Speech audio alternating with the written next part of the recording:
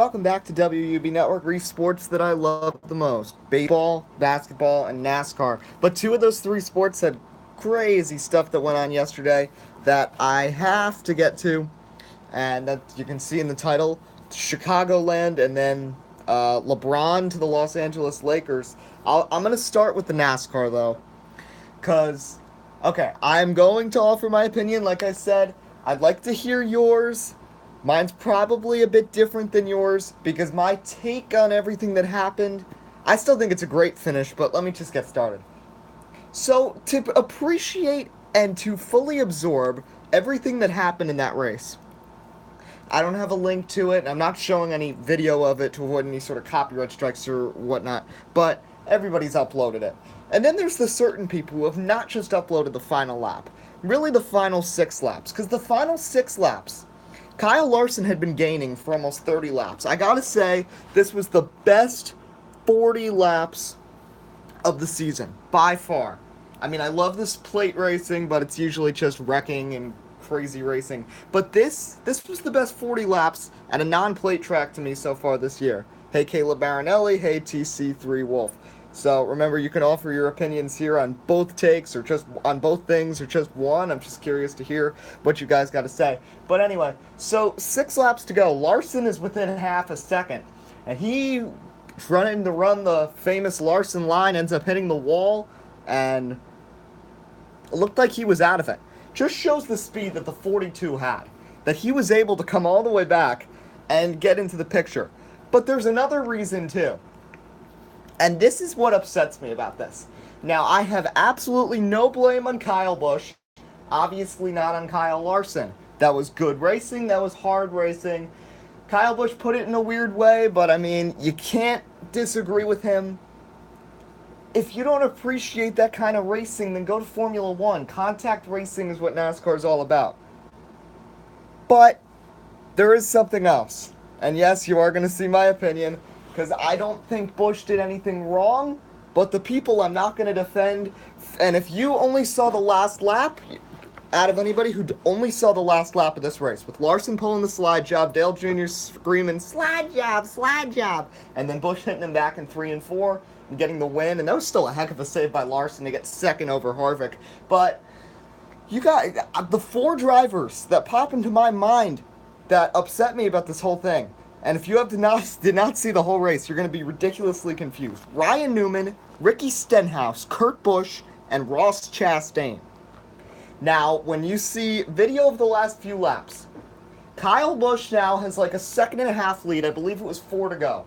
Ryan Newman is already multiple laps down, and Ryan Newman is not giving up. It's not the end of the world. He's not hitting Kyle Busch. But he was acting weird, and then Kyle Busch starts approaching his brother, who isn't really the big problem. It's Stenhouse and Ross Chastain. Now, while I like Ross Chastain because he does a heck of a job in an unsponsored car and is able to outrun a lot of drivers that have much more support than him and can run consistently 25th to 30th, I was not happy with Chastain and Stenhouse at the end, racing each other like crazy when you know the leader is coming. NASCAR has always stressed the importance of lap traffic, letting leaders by, submitting themselves to the leader, let the leader pass, don't have an effect on what happens in a race.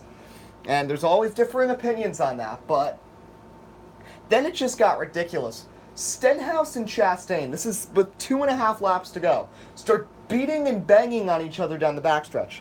Now, NASCAR never shows what goes on the track when it's nowhere near the leaders with lap cars. But does this actually happen anywhere? On other parts of the track?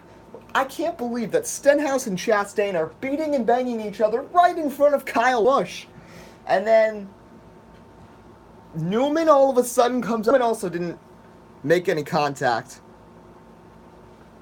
So I see Fisher's got a conspiracy theory. But anyway, I did not appreciate that. And then we get to 2 to go, coming out of 3 and 4. Now, I can tell you right now, I don't like Kyle Busch. But if Kyle Busch had lost that race with 2 laps to go because of what happened in turns 3 and 4. Before Larson had even caught him, this is coming to 2 to go. If you go back and watch it, Stenhouse, Chastain, and Kurt Busch are racing each other like psychos. Kurt Busch is trying to stay off them. Then Newman comes to this big run, somehow passes 4 cars down the backstretch.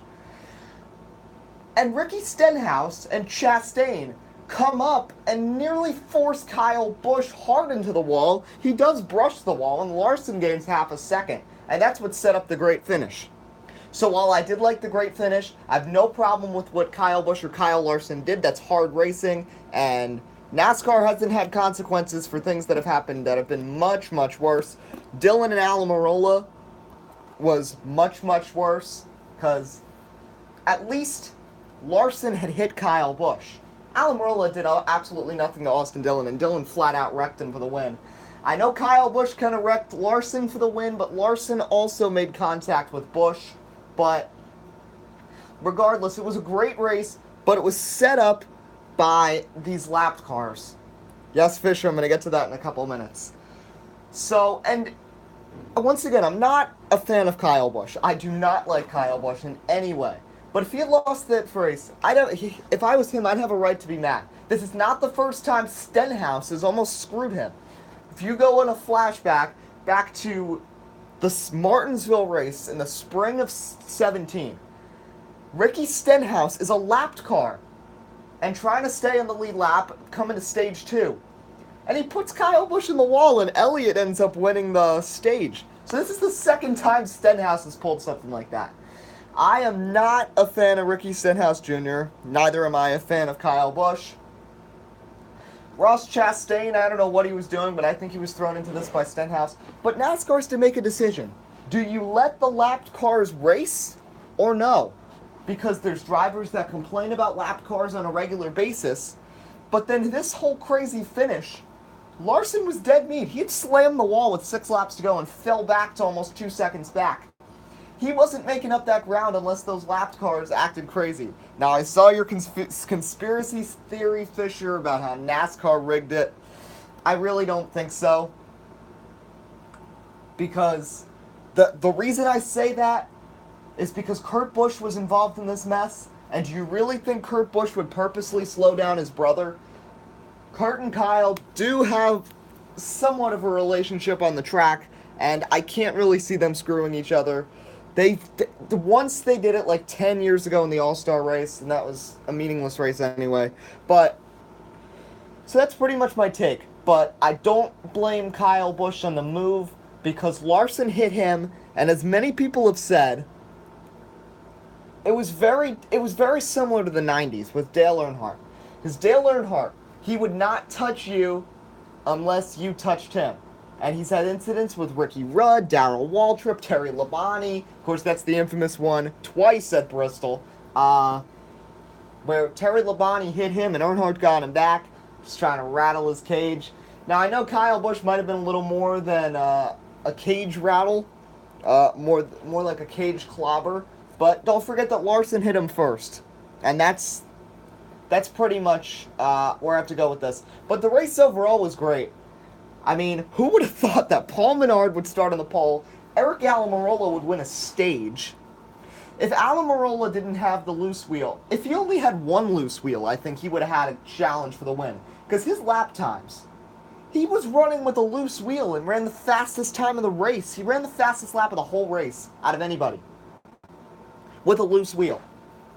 I think if he had only had one, because remember, after the first one, he had rebounded back into the top 5.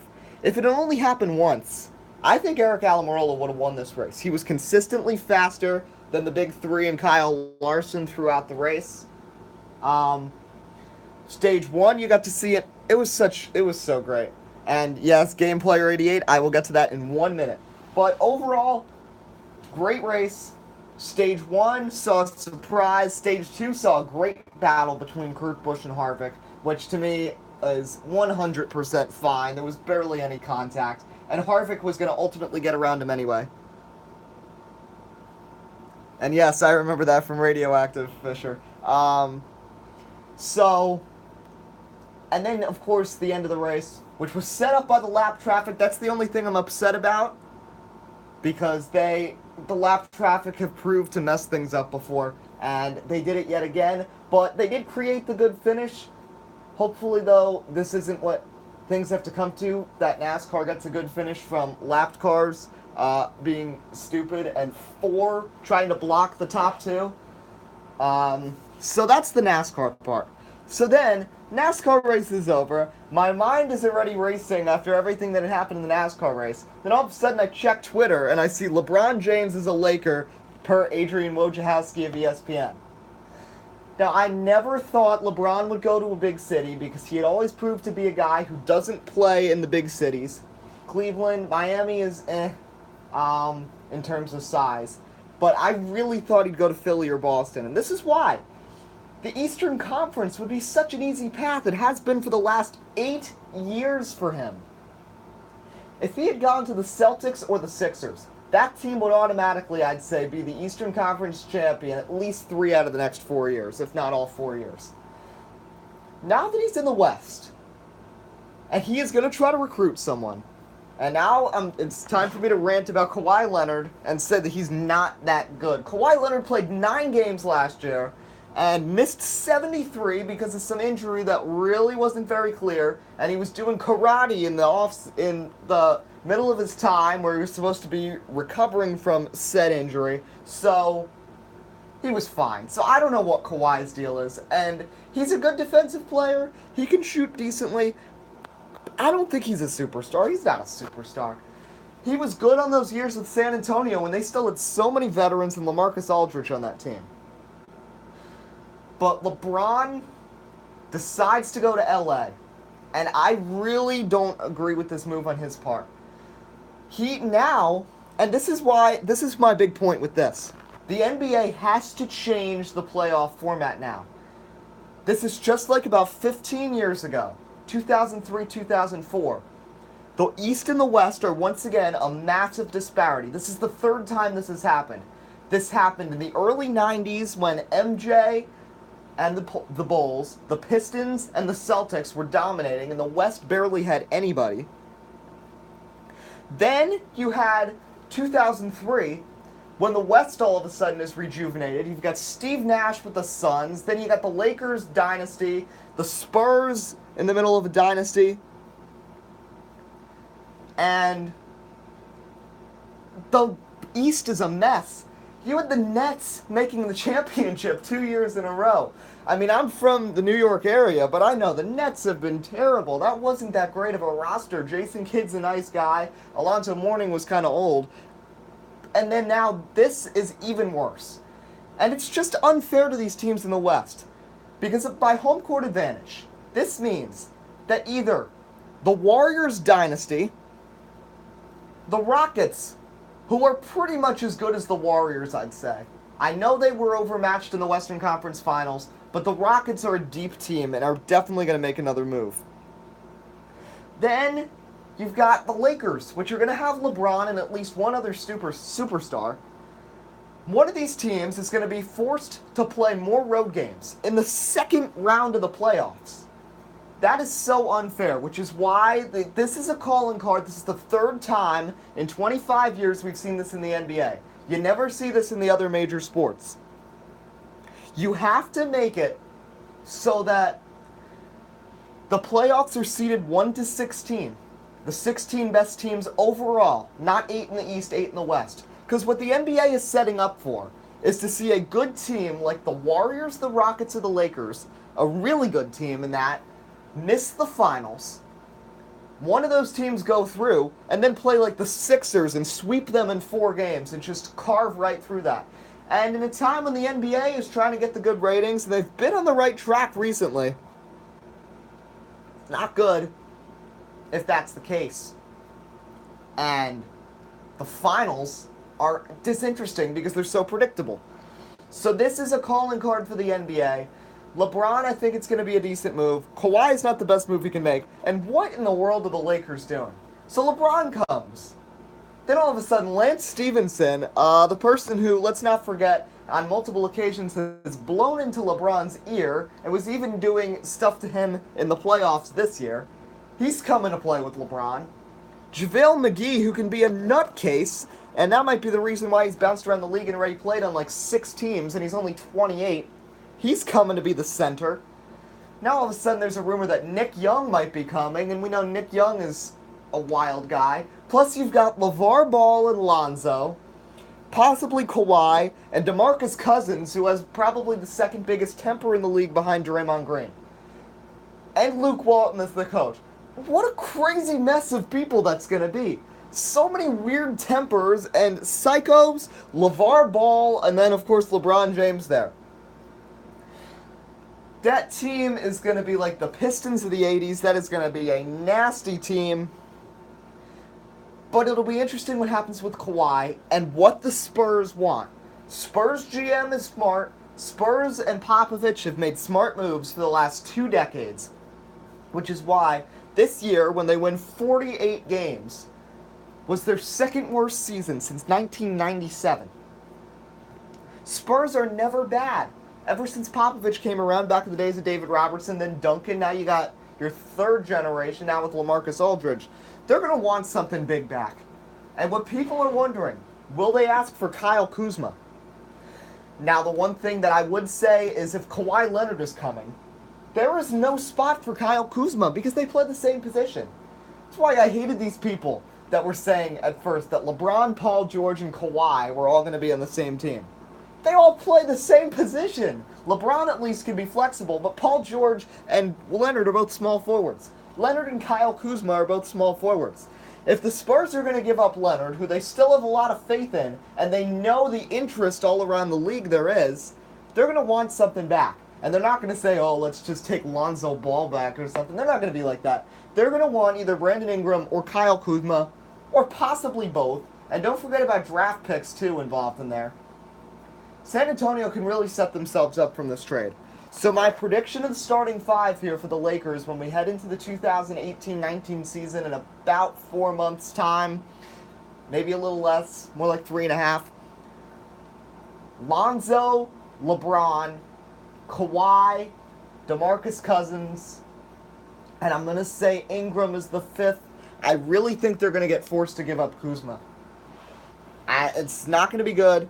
And then the bench, you're going to have Lance Stevenson, JaVale McGee, possibly Nick Young. That's a good team altogether. But they're not going to be able to keep all the young guys if they plan on bringing in Kawhi Leonard in a trade. So that's pretty much all I got to rant about both the NBA and NASCAR. I've got some other videos coming up. A Beyond the Meadows episode for Wiffle Ball in a couple days. Some Truck Series highlights from a good friend of mine, NASCAR Kumon Cup Series, who does a truck series for the Progressive Cup Series. I'll put highlights of his newest race up. Texas, we're actually making a lot of progress pretty quickly, so I'm saying Saturday night right now for Texas. Don't 100% count on it, but I think it's on the way. I've also got an interesting video coming up in about a half hour, so be sure to check that one out, and thanks for joining. And I'll see you guys next time here on WUB Network, America's Sports Leader. We're getting close to 500 subs. I can't wait to hit it.